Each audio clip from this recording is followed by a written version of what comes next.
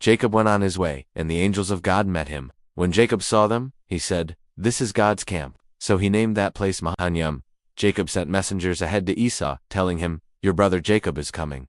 Jacob divided the people with him, his flocks and herds, into two groups, thinking, if Esau attacks one group, the other group may escape. Jacob gave gifts to Esau, cattle, donkeys, sheep, and camels, hoping to please him. Jacob said to his servants, "When Esau meets you, say, 'Your servant Jacob is behind us.'" That night Jacob got up, took his 2 wives, his 2 women servants, and his 11 children, and crossed the ford of the Jabbok. Jacob was left alone, and a man wrestled with him until daybreak. When the man saw he could not overpower Jacob, he touched Jacob's hip and dislocated it. The man said, "Let me go, for the day is coming." But Jacob said, "I will not let you go unless you bless me." The man said, "What is your name?" He replied, "Jacob." Then the man said, "You will no longer be called Jacob, but Israel, because you have struggled with God and with men, and have won."